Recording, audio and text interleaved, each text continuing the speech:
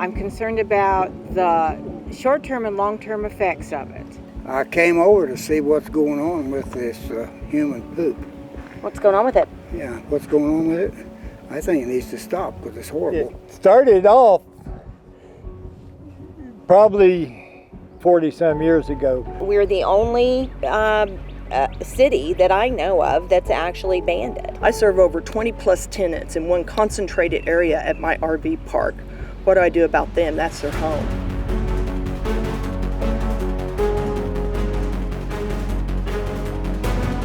It's poison.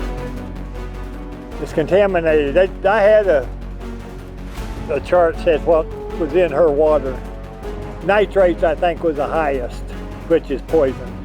When we moved out to the country, we want to be in an environment where we can be as healthy as we can, and now we have, health issues cropping up in children that we've never had before. And when we discovered that they're using human waste and putting it on farmland, I grew up on a farm, and my dad and my grandpa, I'm not new to farming.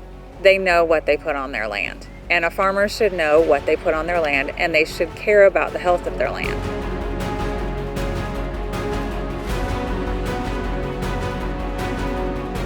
I didn't even think about the water I was drinking. I won't drink a Coke, I won't drink a Pepsi, but I'll drink water straight out of the tap because I thought it was safe. I thought that our government was protecting us. We're talking about 50,000 pound truckloads.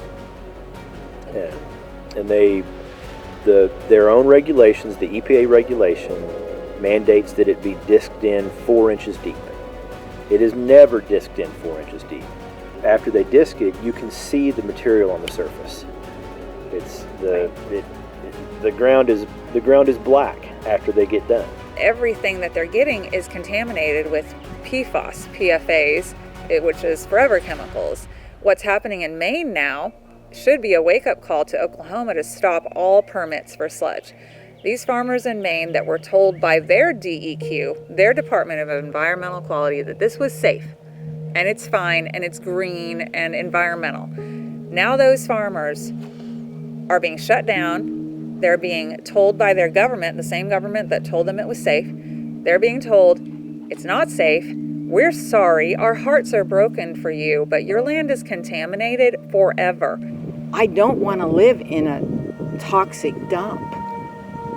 That's a real huge concern. I don't want my grandchildren having to deal with this. They know it's COVID related. It's been tested to have COVID in it. Nobody seems to care. The wastewater, what do they do with it when it's all said and done? Dump it in a live stream and it goes down to the lake. And then we drink it. We get sick on COVID. It's in the air.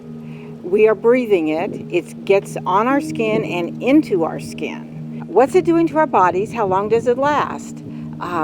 Who can answer these questions for us? Well, how much of our land is going to be contaminated?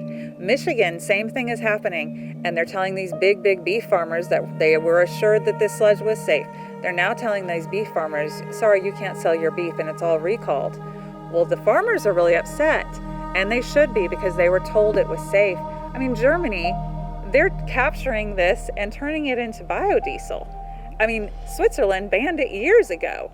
Lots of places in Europe, they actually separate out their human waste from their factory waste so it doesn't go to the same plant, get mixed up, and then tossed on their farms. Whatever was in the human sludge is in that meat that the people are eating. So it's not just your water supply, but it's your meat and your corn and your wheat. So it all does circle around and becomes a part of the ecosystem. It could be human waste, but that also means industrial waste.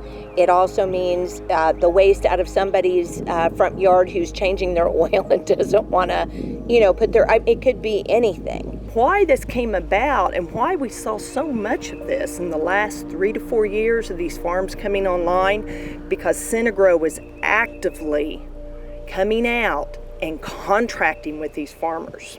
It's not something that's going to be fixed this second, but if we take steps to hopefully control it, maybe we can keep our environment alive and thriving a little bit longer. How bad do you think this is going to get? We're pretty terrified.